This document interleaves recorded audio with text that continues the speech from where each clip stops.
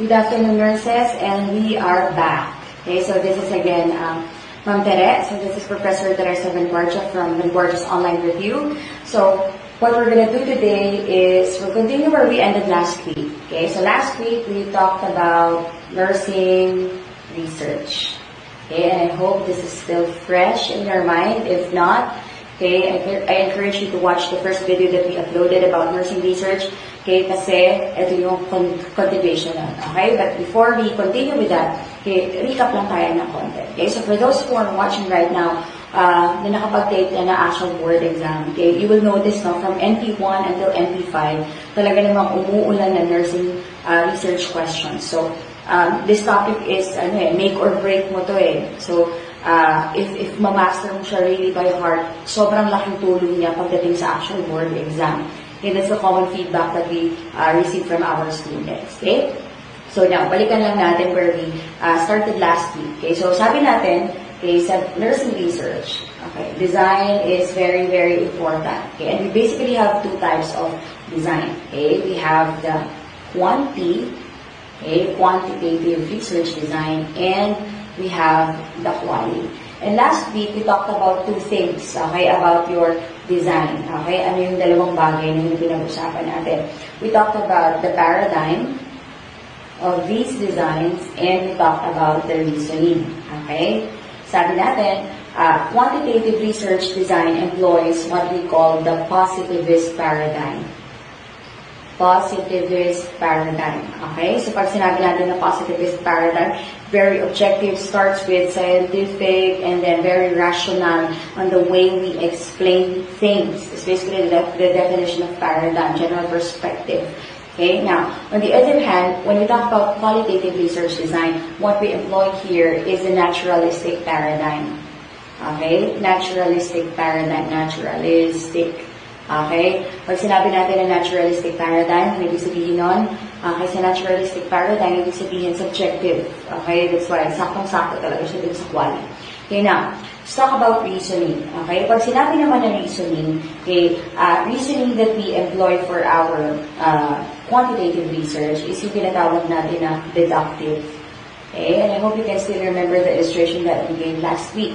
Okay? So, meron kang malaking pie, buong pie, kukuha ka lang ng isang piraso. So, for general to specific. Okay, on the other hand, pagdating sa quality naman, inductive reasoning. Okay, inductive. So, you have bits and pieces, and then bubuin natin to make a general assumption. Okay? So, basically, your quantity and quality, it's not just about measurable, non-measurable. Hindi lang siya ganon. Okay? It's a lot deeper. Okay, and last week, okay, we already started, okay, with the lecture of quantity. Okay, pinag-usapan na natin yung quantity. Review lang din natin ang bahagya. Okay, bago tayo pumunta dun sa ating quantity. Okay, sabi natin, okay, sa quantity, okay, ano sabi natin sa quantity? When we talk about quantitative research design, okay, meron tayong dalawang types. We have the experimental and the non-experimental. Okay, and yun lang muna ulit. Okay, experimental, non-experimental. Okay, pag sinabi natin na experimental, sino yung dapat nandun? Si Mr. C. Okay, naalala pa si Mr. C? Okay, ano ibig sabihin ng Mr. C natin? Okay, M stands for manipulation. And again, what is the only thing that you manipulate? You only manipulate the independent variable.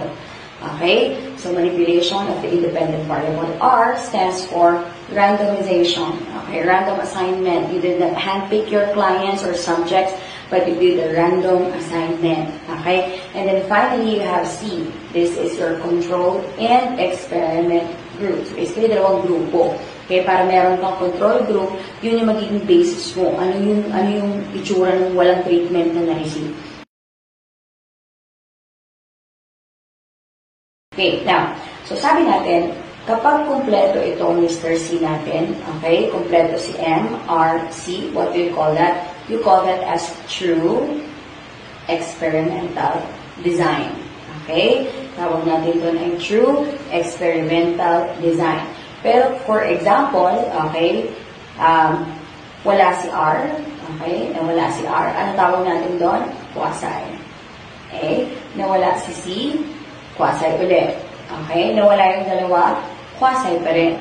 But in the event na mawala na si M, okay, then that will fall under non-experimental. So basically, the heart and soul of your experimental research is none other than your manipulation. If there is no manipulation, then you did not do any experiment at all. Okay?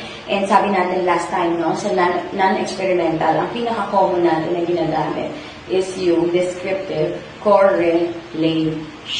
And what's the other term for that? Ex post facto. Okay?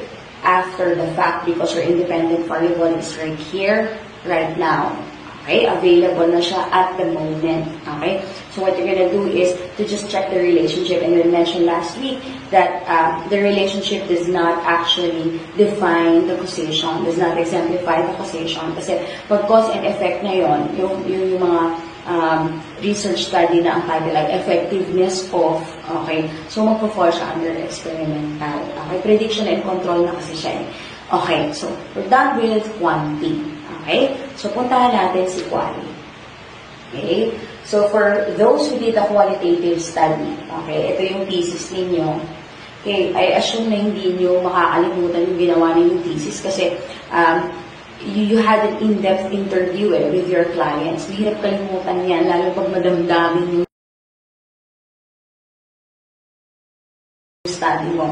Okay, ano yung sinabi natin last time, since you employed the naturalistic paradigm, knowledge is increased if the distance between the researcher and the participant is decreased. Okay, so the more we get in touch with our clients, the more natin naiintindihan yung kanilang perspective, yung kanilang experience. Okay? So now, for quali, okay, bigyan natin ang acronym. Okay, ito yung gagamitin ko for this time. Okay?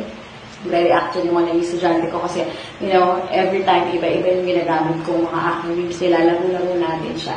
Okay? So we have PEG. PEG H. Para may asthma lang. PEG. Ayan. Parang tawag sa inyo ng jowa mo. BEG.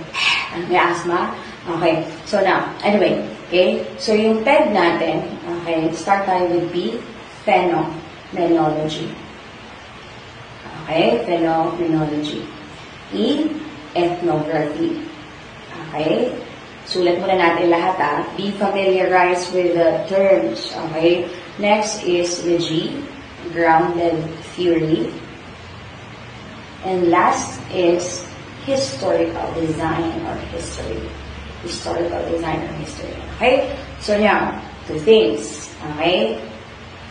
Una natin titingnan ano yung domain. Okay? And ano yung particular study na ginagamit dito. Okay? Ano ba yung mga yan? Okay? Kasi ganito alam niyo naman ang gagaling ng DOMs natin. Okay? I really admire all of them.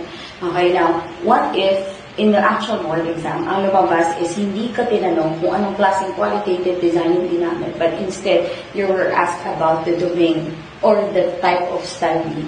Okay? Ang hula-hula na lang. Okay? So, these are the things na very, very basic, pero pag hindi mo alam yung basic, okay, doon tayo nagkakaroon ng problema sa board exam Okay? Kasi sanay tayo, application tayo Okay?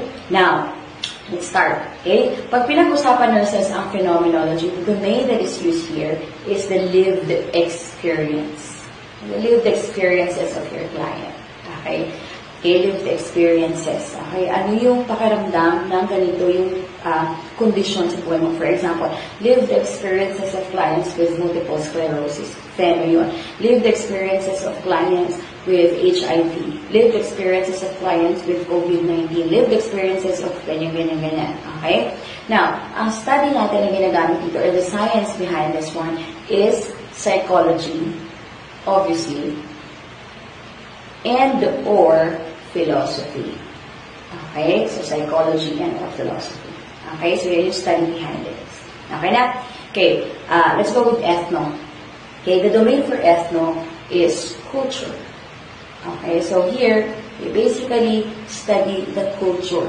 Okay? Bakit may mga specific cultural practices yung mga tao na to? Like for example, pag dineliver yung baby, yung ibang baby na pinapanganak, hindi nila kinakat yung pusod, Okay, hindi nila kinakat yung actual na umbilical cord and instead, hinahayaan lang nila mag-dry. Okay, tinatawag natin na lotus baby. Bakit yung ibang baby, pag pinapanganak, tinataas agad ng heya, alawin yun. Okay, so, may iba-iba yung practices tayo for different cultures. Okay, so, if you want to do a study about that, ito yung gagawin mo, ethno. Okay, so, culture. Now, study for, or the science behind your ethnography is anthropology. Okay, anthropology. Okay, anthropology. Okay. Now, next, grounded theory. Okay, grounded theory, the domain here is social problems. Okay, so, identification of social problems and finding out ano yung reaction nila or saan mo siya ilalapat na theory. Okay, so start ka with social problems. And since social problems, ano yung study involved dyan or science involved dyan? Obviously, sociology. Okay? And let's go with the last. Akala nila madaling gawin to. Okay? Ewan ko kung may gagawa nito. Mahirap to, Okay, historical. Okay, so the domain for historical design is your past events. Okay? Kung mahilig kang mag-ungkat ng nakaraan, yan, itong bagay sa yung design. The study for this one is obviously history. Okay? So let's take this time to pause. Okay? And absorb this one. Okay? Kailangan nyo itong i-memorize. Wala kayong choice. Okay? Unlike with med-search mo na pwede mong i-trace yung pato, lalabas ng signs and symptoms, tapos doon mo siya i-address. Dito, you really have to memorize this. Okay? So, please internalize, no? Kasi maganda ang research, promise talaga. So, declare mo, hindi i-declare mo na, ayaw na research, boring yan. No, I love research with all of my limbic system, with every breath I take. Yan. Okay? So, now, alam na natin yung basic. Okay, isa-isahin na natin siya. Okay? Ready na kayo? Okay. Nakakamiss yung classroom, no? Okay, may sumasagot talaga sa akin. Okay, pero makikita ko naman kayo live. Okay, so pheno. Okay, isa-isahin natin. Now, for pheno, okay, meron tayong dalawang types. Okay? We have what we call descriptive phenomenology and interpretive pheno. Okay? So, ulitin ko. Descriptive and interpretive. Okay? Now, in descriptive phenomenology, please take note. Okay? Minsan talaga yung meaning ng salita nandun lang sa word mismo. Common sense lang, kaya lang minsan, no? Common sense is not so common. Okay? So, ang goal natin here is to just describe. Okay? But we don't just describe without undergoing the process. So, in descriptive phenomenology, meron tayong sinusundan. Okay? Bayad. Okay, ano yung bayad na yan? Okay, B-I-A-D. Okay, bayad. Okay, hindi bias, bayad. Okay, so B stands for bracketing. Okay, please write this down. I encourage you to have a notebook with you so you can write it down. Okay, for my students, for our students in the online program, okay, mag-notes pa din kayo, but meron na kayong kasamang handout. So, habang nanood kayo ng video, highlight na lang. Pero yung iba kasi mas mataas yung retention pag nagsusulat sila. Anyway, so, B is for bracketing, I, intuiting, A is analyzing, and last is, obviously, describing. Okay, ano yung mga yan?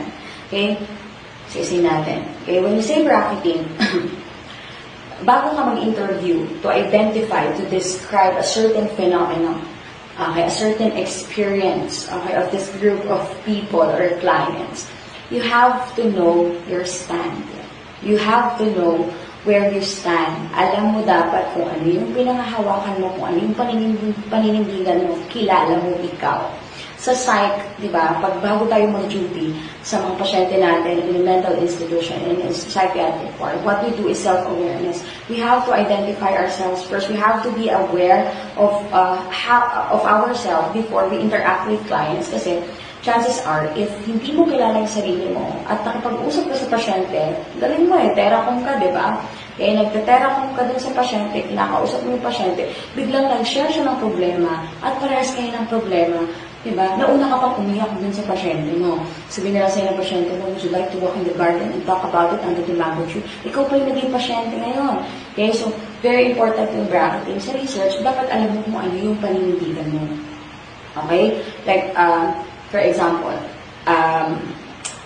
ang study mo is about the lived experiences of mothers who are not in favor of vaccination, mga anti-vaxxers. Okay, paano yun? Diba? Hindi mo alam yung stand mo eh. Ang ending, ikaw pa yung na-sweet, hello, masama talaga yung bakuna.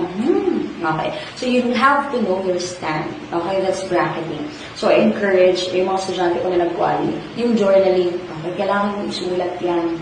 Okay? Kailangan mo munang namnamin yan. Dapat alam mo kung ano yung paninindigan mo.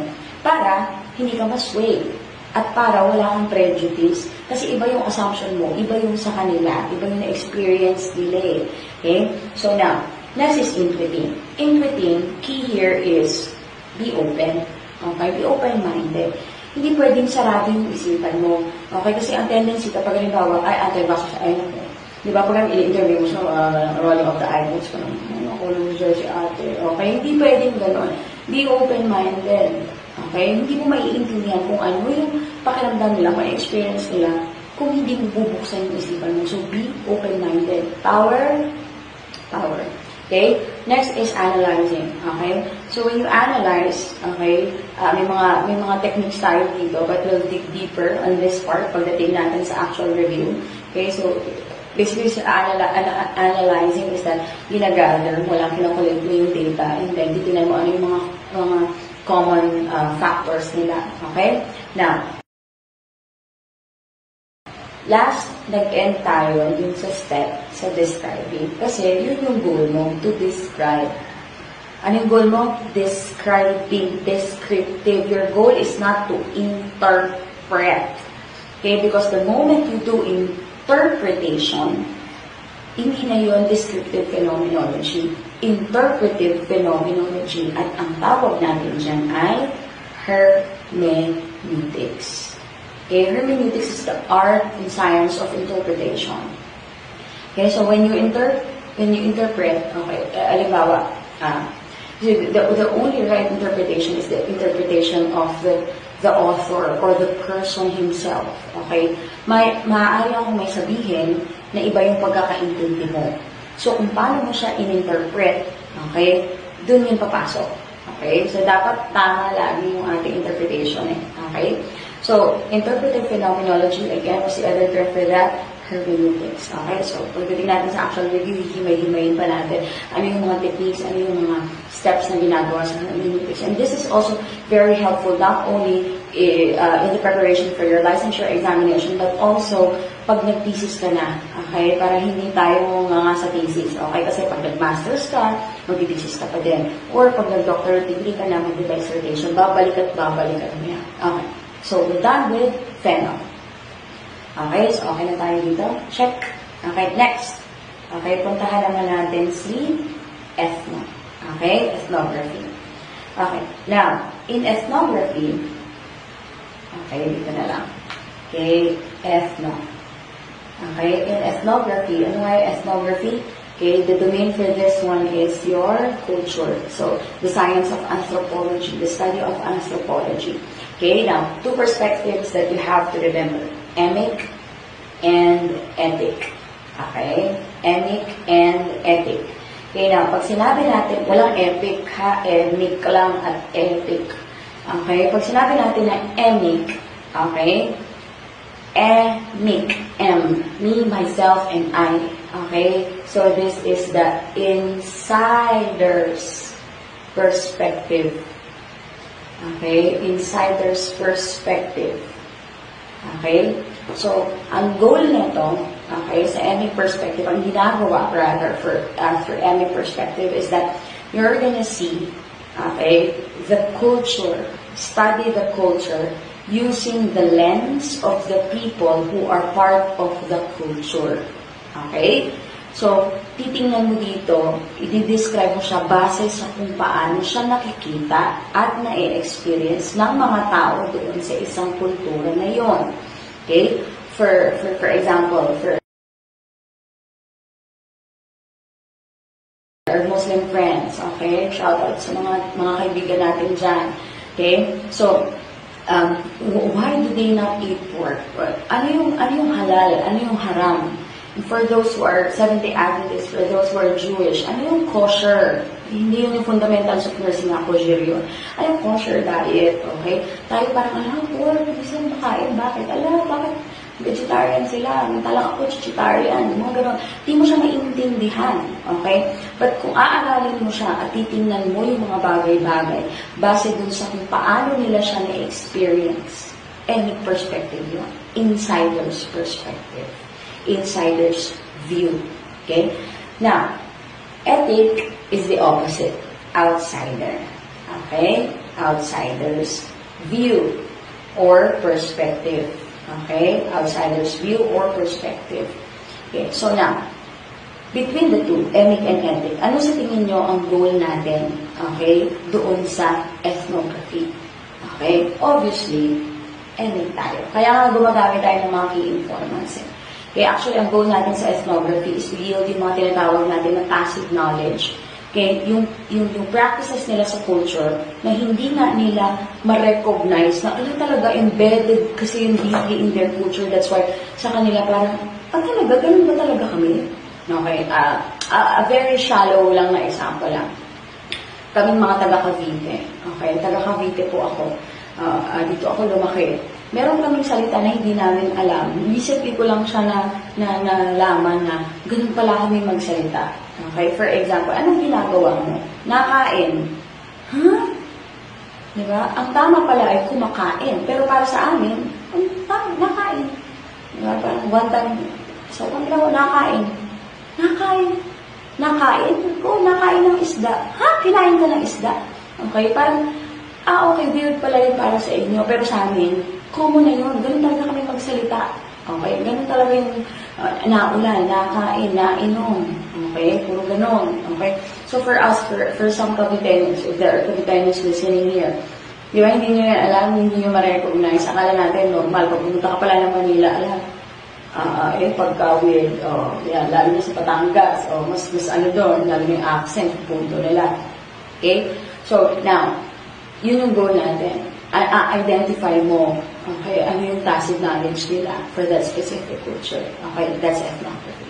Okay, and I hope naintindihan natin na. Okay, now, punta tayo. Last two na tayo. Okay, let's go with grounded theory.